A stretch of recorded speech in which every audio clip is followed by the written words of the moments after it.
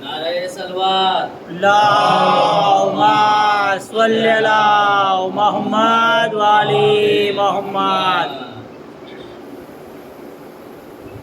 فاتح.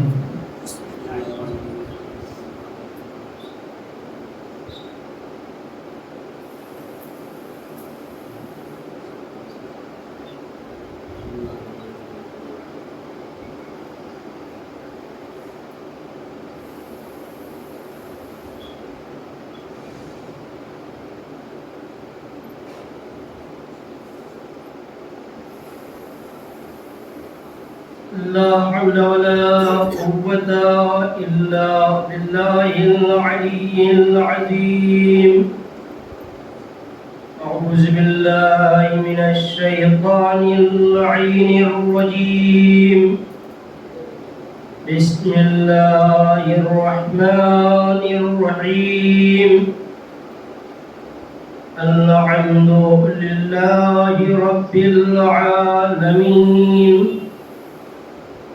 الصلاة والسلام على مولانا ومولى الثقلين محبوب رب المشرقين والمغربين أبي القاسم محمد.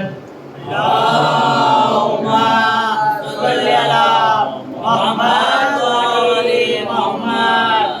وعلى آله الطيبين الطاهرين المعصومين المنتجبين المنتخبين. ولعنة الله على أعدائهم وقتلتهم وغاسبي حقوقهم ومنكري فضائلهم ومسائبهم وشجاعتهم وسخاوتهم وعزمتهم وعطشهم أجمعين من يومنا هذا إلى قيام يوم الدين. أما بعد فقد قال الله الحكيم في كتابه الكريم. بسم الله الرحمن الرحيم. إني جاعل في الأرض خليفة. صلوات محمد اللہم صلی علی محمد و آل محمد. محترم و معزز سامعین کرام، بزرگان قوم ملت، ماتم داران سرکار سید الشہداء، قرآن مجید کی مشہور و معروف آیہ کریمہ جس کے اندر خداوند عالم ارشاد فرما رہا ہے، انی جاعل فی الارض خلیفہ، بے شک میں روئے زمین پر ایک خلیفہ مقرر کرنے والا ہوں. یہ آیت کا ظاہری ترجمہ کہ جسے آپ حضرات کے سامنے پیش کیا،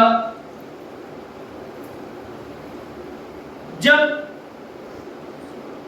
اس بیان کو، اس حکم خداوندی کو فرشتوں نے سنا اور فرشتے برجستہ یہ کہتے ہوئے نظر آئے کہ انی عالم ما لا تعلمون، بارہا نحنو نسبح بحمدک ونقدس لک، کہ ہم تیری تسبیح کرتے ہیں، تیری تحلیل کرتے ہیں، ہم تیری عبادتیں کرتے ہیں، تو ہم میں سے کسی کو خلیفہ بنا دے. تو خداوند عالم نے کہا انی عالم ما لا تعلمون، کہ دیکھو جو میں جانتا ہوں وہ تم نہیں جانتے. اور اس حکم پروردگار پر فرشتے خاموش ہو گئے. خدا نے جب جناب آدم کے پتلے کے اندر جان ڈالی، سارے فرشتے سجدہ ریز ہوئے الا ابلیس، شیطان سجدے میں نہیں گیا. اور عزیزو، اب اس کے بعد جب جناب آدم کا پتلا تیار ہو گیا اور اس کے اندر روح ڈال دی گئی، اب خداوند عالم نے فرشتوں کے درمیان اس چیز کو آشکار کرنا چاہا، اس چیز کو واضح کرنا چاہا کہ دیکھو تم جو کہہ رہے تھے کہ یہ فرشتہ کہ جسے یہ مٹی کا پتلا کہ جسے تو خلیفہ بنا رہا ہے، یہ زمین پر جانے کے بعد خوریزیاں برپا کرے گا، یہ زمین میں جانے کے بعد فساد برپا کرے گا، اور جو تم نے یہ کہا تھا کہ ہم تیری عبادت کرتے ہیں، تو ہم میں سے کسی کو خلیفہ مقرر کر دے۔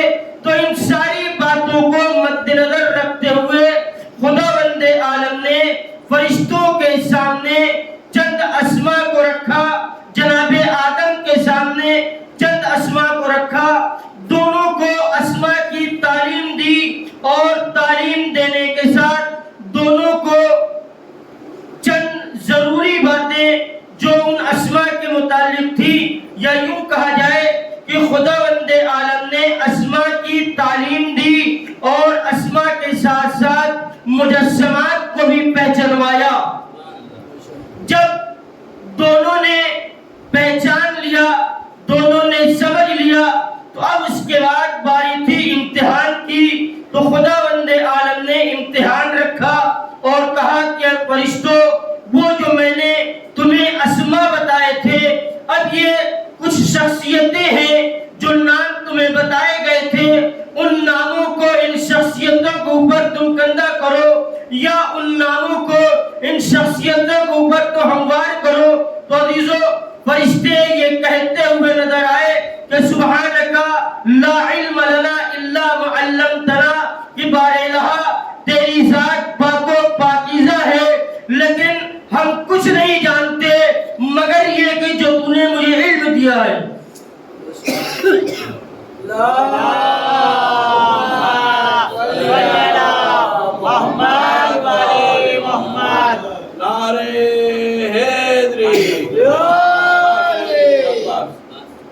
تو عزیزو، جب فرشتوں کا جناب آدم کا امتحان لیا گیا تو فرشتے یہ کہتے ہوئے نظر آئے کہ بار الہ ہم صرف اتنا ہی جانتے ہیں کہ جتنا مجھے دیا گیا ہے علم، اس سے زیادہ مجھے نہیں معلوم۔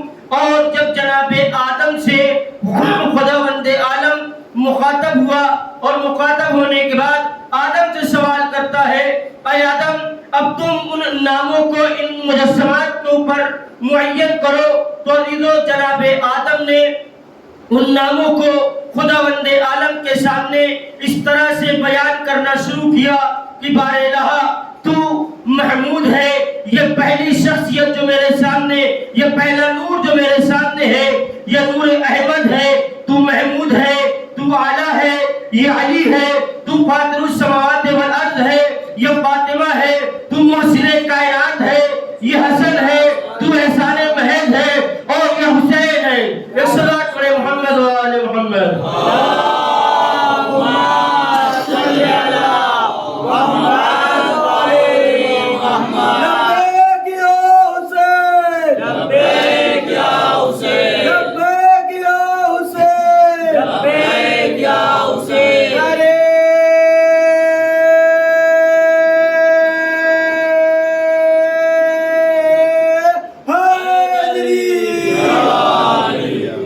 تو عزیزو، جب ملائکہ کے درمیان علم آدم کا امتحان ہو گیا، جب ملائکہ اس چیز کو سمجھ گئے کہ خدا نے جو خلیفہ مقرر کیا ہے، یہ خلیفہ عبادت کی بنیاد پر نہیں، یہ خلیفہ زہد و تقوی کی بنیاد پر نہیں، بلکہ جو خلیفہ خدا نے معین کیا ہے یہ علم کی بنیاد پر معین کیا ہے، اور جسے علم کی بنیاد پر معین کیا جائے گا اس کے اندر زہد بھی پایا جائے گا، اس کے اندر عبادت بھی پائی جائے گی، اس کے اندر ریاضت بھی پائی جائے گی، اس کے اندر تقوی بھی پایا جائے گا۔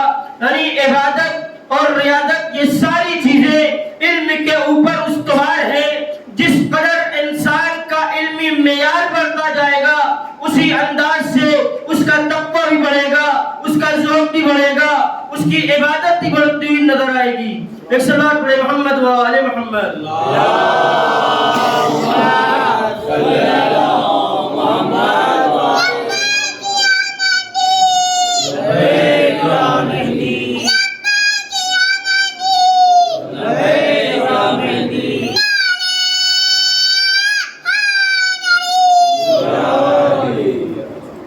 اب عزیزو، جب امتحان فرشتوں کے سامنے ہو چکا، فرشتوں کو آزمایا جا چکا، فرشتوں کے سامنے یہ بات ظاہر ہو گئی کہ علم کی بنیاد پر خداوند عالم نے اپنا خلیفہ مقرر کیا ہے۔ اب اس کے بعد خداوند عالم نے عالم ذر میں وہ مخلوقات کہ جو آدم سے لے کر قیامت تک آنے والی تھی، ان ساری مخلوقات کو عالم ذر میں خداوند عالم نے پیش فرمایا۔ اب جناب آدم نے عالم ذر میں ان ساری مخلوقات کو یا یوں کہا جائے کہ جناب آدم نے عالم ذر میں جب اپنی اولادوں کو دیکھا تو دیکھنے کے بعد جناب آدم خداوند عالم سے کہتے ہیں کہ بارے الہ، ان مخلوقات میں، ان شخصیات میں، ان حضرات میں کچھ شخصیتیں زیادہ منور نظر آتی ہے، کچھ شخصیتیں زیادہ روشن نظر آتی ہیں۔ تو خداوند عالم نے کہا، اے آدم، یہ جو تمہارے سامنے کچھ شخصیتیں ہیں کہ جنہیں تم دیکھ رہے ہو، کہ جن کے اوپر نور زیادہ ساطع ہے، کہ جن کا چہرہ زیادہ روشن ہے، یہ وہ ہستیاں ہیں کہ جنہیں ہم اپنا پیغمبر بنائیں گے، جنہیں ہم اپنا رسول بنائیں گے، جنہیں ہم اپنا امام مقرر کریں گے۔ اب اس کے بعد جناب آدم نے کہا، بارے الہ، ان میں سے یہ جو شخصیات، یہ جو جن کے چہرے زیادہ منور مجھے نظر آ رہے ہیں، ان کے اندر بھی ایک چہرہ ایسا ہے کہ جو ان سب سے زیادہ روشن ہے۔ تو خداوند عالم نے جناب آدم سے کہا، اے آدم، یہ کوئی اور نہیں بلکہ تمہاری نسل سے آنے والا ہمارا آخری محمد ہے، ہمارا آخری پیغمبر ہے۔ اور عزیزو، جب خداوند عالم نے عالم ذر میں تعارف کرا دیا، اب اس کے بعد عالم ذر میں خداوند عالم نے ایک امتحان رکھا۔ وہ امتحان اس طرح کا کہ آگ روشن کی گئی، اور جب آگ روشن ہو گئی تو اس کے اندر حکم دیا گیا کہ تم سب کود جاؤ۔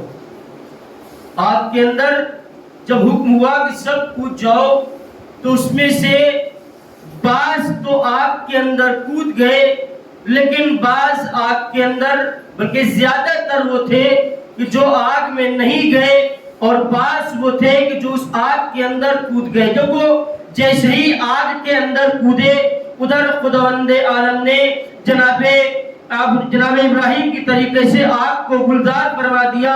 وہ لوگ آگ کے اندر کود تو گئے لیکن آگ میں محفوظ رہے۔ اب انہیں دوبارہ نکلنے کا حکم دیا گیا، آگ سے باہر آئے۔ اب وہ حضرات کہ جو آگ میں نہیں کودے تھے، انہوں نے کہا، بارے الہ، ہمیں ایک اور موقع دے دے، ہم ڈر گئے، خوف کھا گئے، اس وجہ سے ہم اس آگ کے اندر نہیں کود سکے۔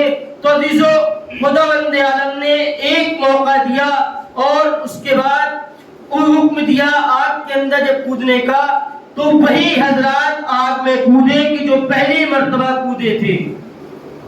تیسری بار پھر حکم ہوا، اور تیسری مرتبہ جب خداوند عالم نے موقع دیا تو یہی رونما ہوا کہ جو پہلے کودے تھے وہی دوبارہ آگ میں کودے، اور تیسری مرتبہ بھی وہی آگ میں کودے، اور جو نہیں کودے تھے وہ تینوں مرتبہ آگ میں نہیں گئے۔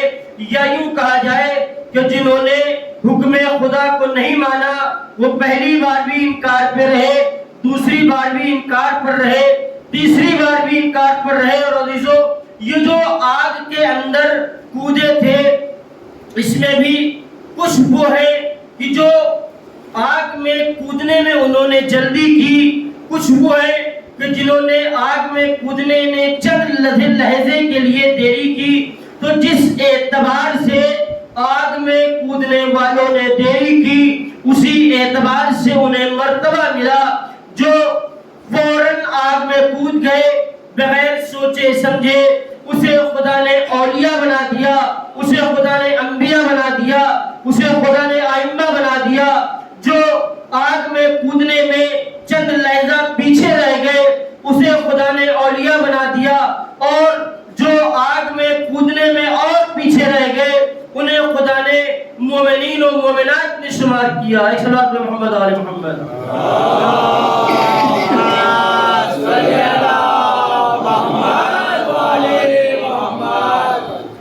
عزیزو، خدا جسے اپنا ہادی، اپنا رہبر، اپنا خلیفہ مقرر کرتا ہے، وہ معصوم ہوتا ہے، اور معصوم سے کسی طرح کی کوئی لفزش نہیں ہوتی، کوئی خطا کا امکان اس کے یہاں نہیں پایا جاتا۔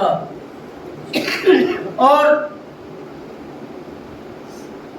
آج کی تاریخ ایک معصومہ سے منسوب ہے۔ وہ معصومہ کہ جو منصوص من اللہ تو معصومہ نہیں ہے، لیکن اس کا کردار ایسا ہے، اس نے اپنے آپ کو اس طرح سے ڈھال دیا کہ اسے معصومہ کہلوانا پڑا، دنیا کو اسے معصومہ کہنا پڑ گیا۔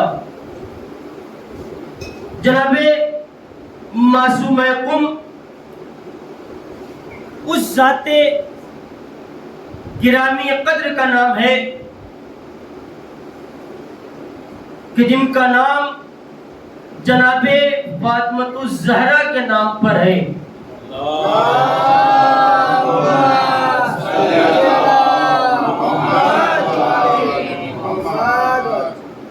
جو نام رسول کی بیٹی جناب زہرا کا، وہی نام معصومہ قم کا بھی ہے۔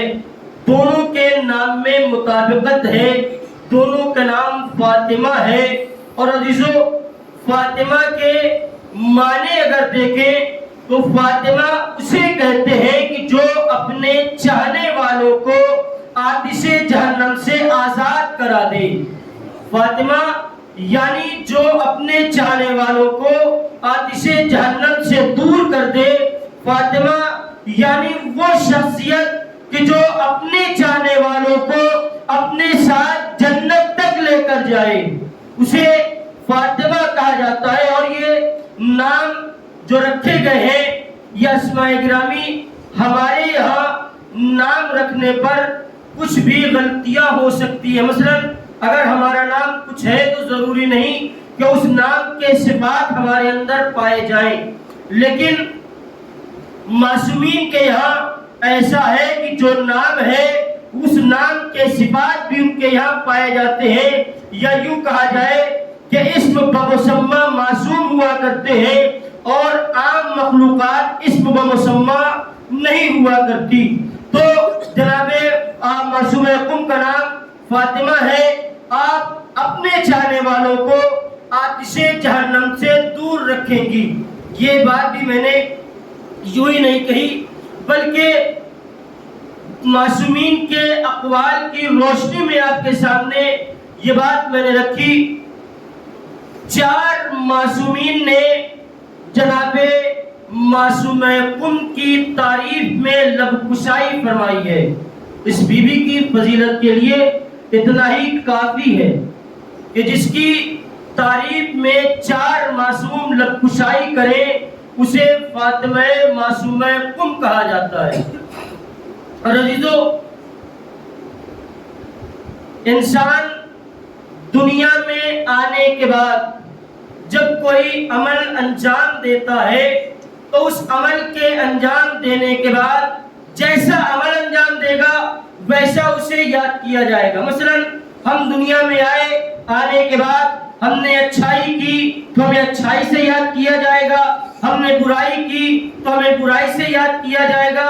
لیکن یہ اس وقت ہے کہ جب ہم دنیا میں آئے، دنیا میں آنے کے بعد ہمارے اوپر ہماری صفتیں مرتب ہوں گی، لیکن جناب فاطمہ معصومہ کم اس ذات والا صفات کا نام ہے کہ جن کی ولادت سے نہ جانے کئی سال پہلے امام جعفر صادق علیہ السلام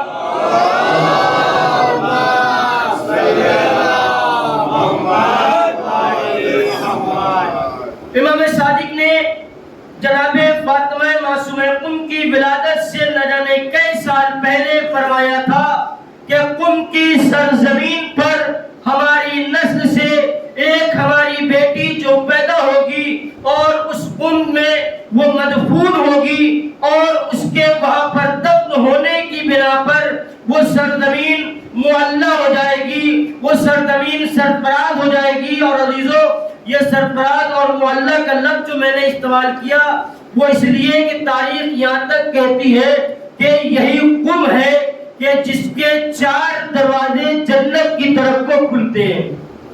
یہ فضیلت ہے قم کی، اور قم کی فضیلت معصومہ قم کی بنا پر ہے۔ ایک صلاۃ پڑھیں محمد و آل محمد۔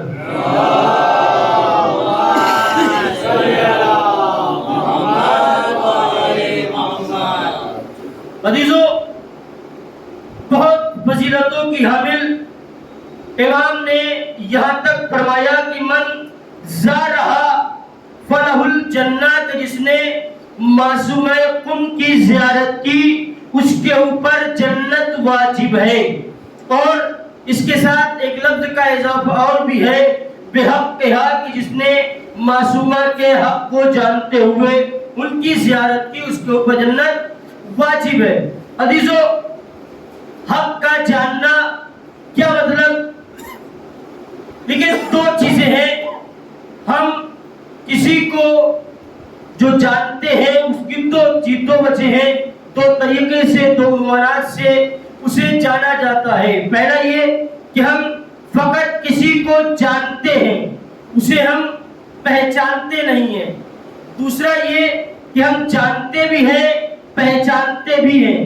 جاننے کا مطلب یہ کہ ہم صرف ہماری ملاقات ہے، صرف ہم نے دیکھا ہے، اس کے آگے کچھ نہیں، یہ ہے جاننا۔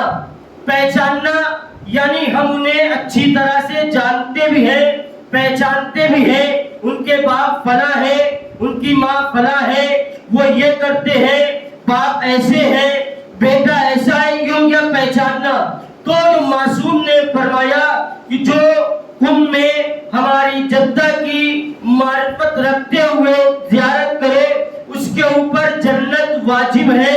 یعنی معرفت یہ ہے کہ ہم یہ جانتے ہو کہ جناب معصومہ اس حاملہ کا نام ہے، اس فضیلتوں کی حاملہ کا نام ہے کہ جس کے لیے 4 معصومین نے اپنی زبانیں کھولی ہے اور خود زیارت جو پڑھتے ہیں جناب معصومہ قم کی، خود اس زیارت میں اگر دیکھیں تو وہ زیارت کا عنوان بھی ہے، یا فاطمہ تو اشفعی لی بالجنہ، اے فاطمہ آپ ہمارے لیے جنت میں شفاعت کیجئے، آپ جنت کی ہمارے لیے شفاعت کیجئے۔ تو عزیزو، چند شخصیتیں ہیں کہ جسے حق شفاعت حاصل ہے، ان میں سے ایک شخصیت جناب معصومہ قم کی بھی ہے۔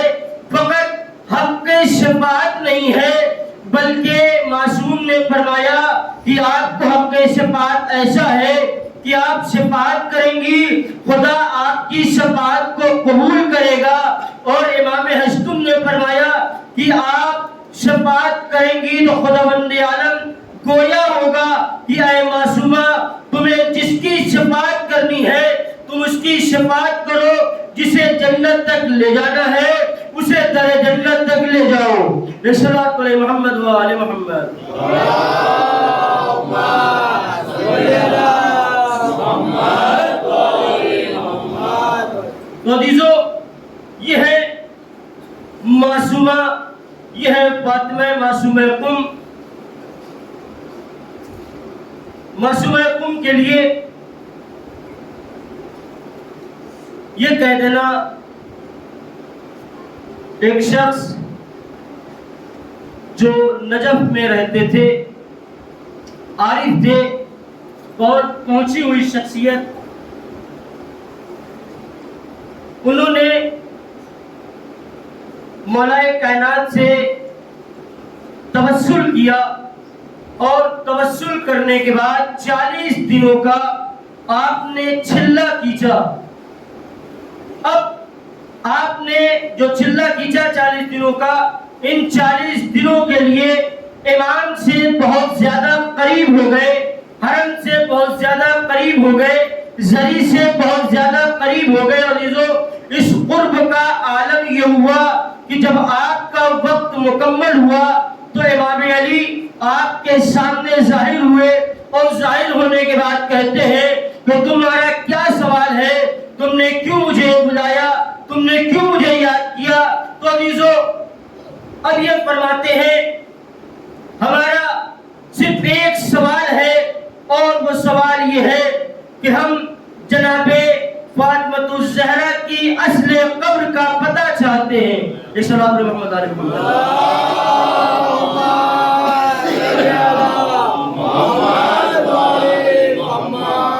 کہتے ہیں کہ ہم جناب زہرا کی اصل قبر تک پہنچنا چاہتے ہیں۔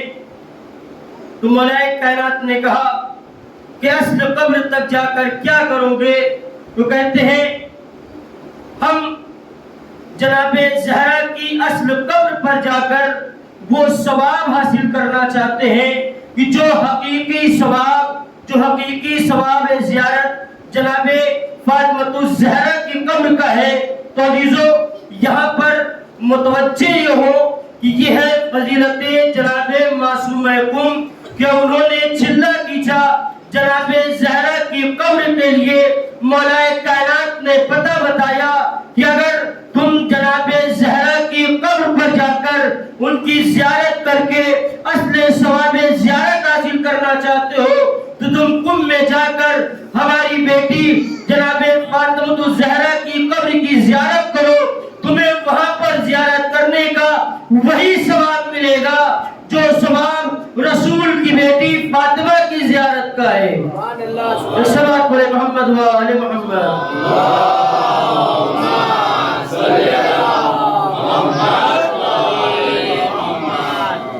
عزیزو، بی بی کے بہت سے القابات، جس میں سے مخصوص ترین مشہور ترین لقب کریمہ اہل بیت، کریمہ اہل بیت یعنی دیکھیے کرامت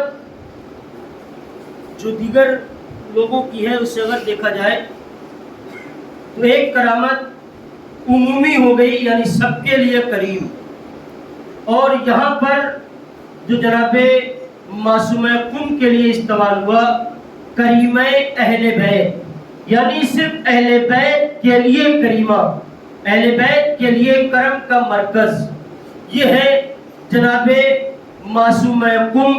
عزیزو، اس گھر میں اگر دیکھا جائے تو خود آپ کی 17 بہنیں ہیں، امام رضا کے آپ کے یہاں 17 آپ کی بہنیں اور 18 آپ کے بھائی، اور دوسری روایت کے اعتبار سے 20 بھائی 20 بہن۔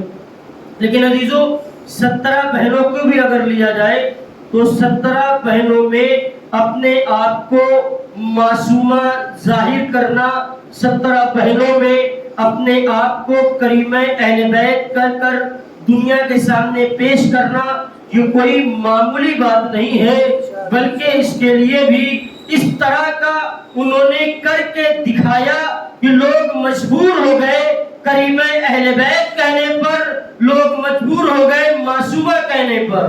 ایک صلوات پڑھے محمد و آل محمد۔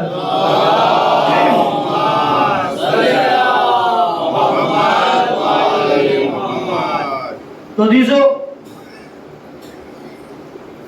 یہ بی بی کی فضیلت، فضائل کا بے پناہ بے بہا سمندر جس کے یہاں فضیلت پائی جاتی ہے. اور عزیزو، جناب معصومہ قم کو اپنے بھائی سے بے پناہ محبت تھی، بے پناہ پیار تھا. تاریخ کے اندر 3 بہنیں ایسی نظر آئی کہ جو اپنے بھائی کے ساتھ چلی، جو اپنے بھائی کے ساتھ نکلی. سب سے پہلی خاتون جناب کلثوم، جناب موسیٰ کی بہن، کہ جب آپ کی والدہ نے جناب موسیٰ کو دریائے نیل کے حوالے کیا، ماں کا دل تھا، بے چین تھا، مضطرب تھا، پریشان تھا. تو جناب کلثوم نے کہا کہ مادر گرامی، ہم اس صندوق کے ساتھ ساتھ جاتے ہیں. بہرحال جناب کلثوم صندوق کے ساتھ ساتھ چلی، اور جب یہ صندوق قصر فرعون کے پاس آ کر رکا اور اسے طلب کیا گیا، وہ پورا واقعہ، دودھ آپ کو پلایا گیا لیکن کسی بھی دائے کا دودھ آپ نے نہ پیا. تو اس وقت جناب کلثوم ہی تھی کہ جنہوں نے جناب آسیہ سے یہ کہا تھا کہ ہم ایک خاتون کا انتظام کر دیتے ہیں کہ جو اسے دودھ پلا سکتی ہے، اور آپ نے اپنی والدہ کو لا کر وہاں پر حاضر کیا.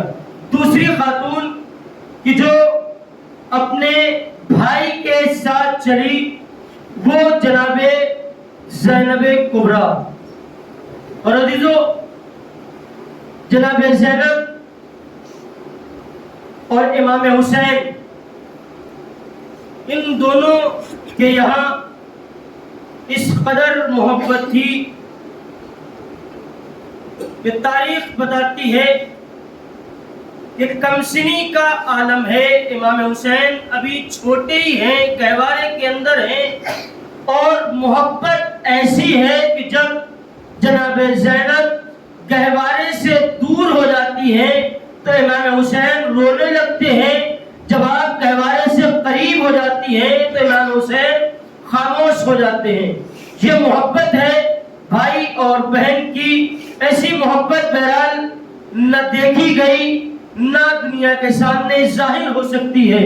اور عزیزو، یہی وجہ تھی کہ شادی کے وقت بھی یہ شرط رکھی گئی کہ جب میرا بھائی یہاں سے کوچ کرے گا تو مجھے اجازت ہو کہ میں اپنے بھائی کے ساتھ سفر میں جاؤں. یہ دوسری بہن. اور عزیزو، تیسری بہن جناب معصومہ قم، کہ جو اپنے بھائی کی محبت میں اپنے وطن سے نکلی، اپنے بھائی کے فراق میں اپنے وطن سے نکلی. اجرکم الزہرا، خدا آپ کو کوئی غم نہ دے سوائے غم مظلوم کربلا کے. ہاں عزیزو، جب امام رضا علیہ السلام اپنے وطن سے چلنے لگے نا، تو اس وقت آپ کی بہن نے یہ کہا کہ اگر آپ یہاں سے جا رہے ہیں تو جانے سے پہلے اپنی بہنوں سے ملتے ہوئے جائیے. عزیزو، جناب فاطمہ معصومہ قم جو آپ کے قریب آئی، اور قریب آنے کے بعد آپ نے اصرار کیا چلنے کا، اور بے پناہ گریہ کیا بھائی کی مفارقت پر. اجرکم الزہرا. ہاں عزیزو، لیکن بھائی کی مفارقت جب برداشت نہ ہو سکی تو اپنے وطن سے کوچ کی، اور کوچ کرنے کے بعد صحابہ کے مقام پر جب یہ قافلہ پہنچا ہے تو وہاں پر مامون کے لشکر نے آپ کے اوپر حملہ کر دیا. یہ گروہ کہ جو فاطمی گروہ تھا، اس کے اوپر حملہ ہوتا ہے.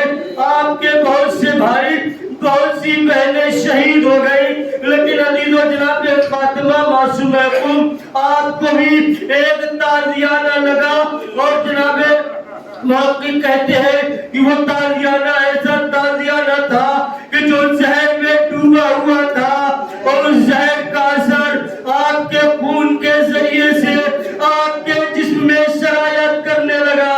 حضرت الزہرا خدا کو کوئی غم نہ دے. حدیثوں فاطمہ کو تازیانہ لگا. ایک بی بی اور ہے فاطمہ کہ جسے تازیانہ لگا ہے. حدیثوں یہ ایام جناب فاطمہ زہرا کے بھی ایام ہے جب جناب مولا کائنات کو رسی میں جکڑ کر کشا کشا کھینچنے لگے. عزیزو جناب زہرا قریب گئی اور جانے کے بعد آپ کو ہاتھ لگایا. مولا کائنات کو اپنی طرف کھینچ رہی ہے, لعین اپنی طرف کھینچ رہے ہیں. اسی اثنا میں ایک لعین نے تلوار کو الٹی کر کے جناب زہرا کے ہاتھوں پر مارا. اجرکم الزہرا خدا کو کوئی غم نہ دے سوائے غم مظلوم کربلا کے. حدیثوں جناب فاطمہ کو جب معلوم ہوا کہ یہاں سے قم قریب ہے تو جناب فاطمہ معصومہ نے کہا میں نے اپنے والدین سے سنا ہے قم کے بارے میں. موسیٰ مبرکہ تھے, وہ لے کر گئے, اپنے گھر پر لے کے پہنچے. اور عزیزوں جناب معصومہ قم کا عالم یہ تھا کہ جب چل رہی تھی تو چلنے سے زمین پر خون کے نشانات بڑھتے جا رہے ہیں. آپ نے کنیز کو بلایا اور بلانے کے بعد پوچھا کہ کیا وجہ ہے, یہ خون کے نشانات کیوں آ رہے ہیں؟ اور یہ کنیز کہتی ہے کہ وجہ یہ ہے کہ آج تک آپ گھر سے باہر نہ نکلی, لیکن بھائی کی محبت میں آپ کی اٹھنی نے ساتھ چھوڑ دیا. اب آپ پیدل سفر کرتے کرتے آپ کے پیروں میں ورم آ گئے, اب وہ خون کی شکل اختیار کرنے لگے.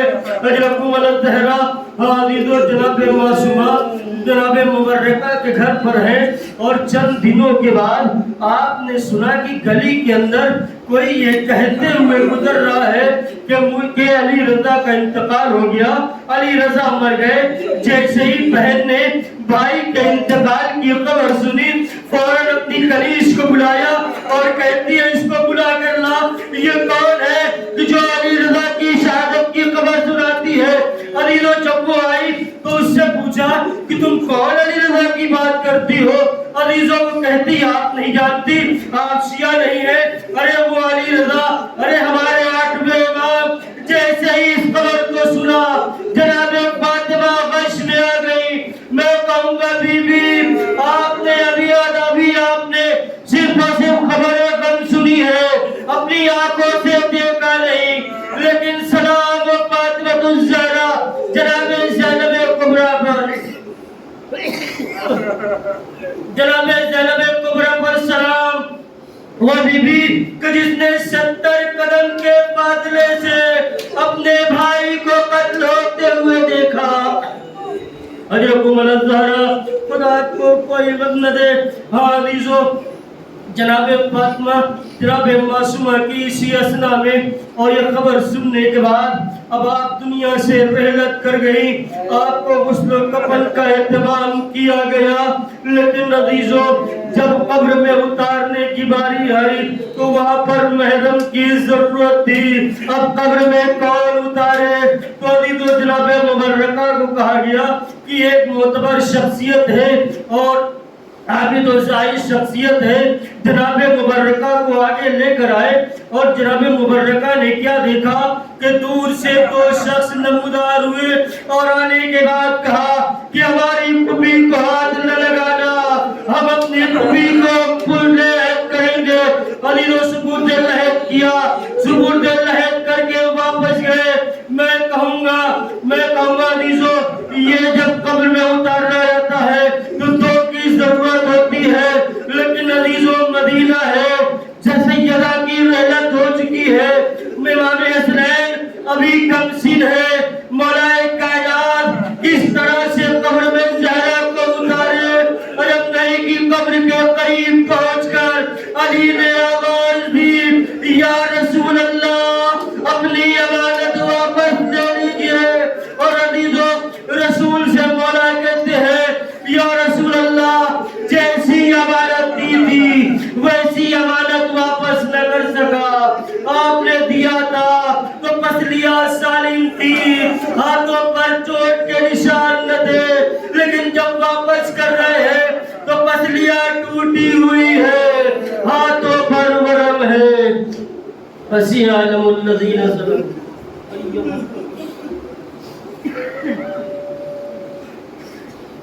أي منقلب ينقلبون إنا لله وإنا إليه راجعون۔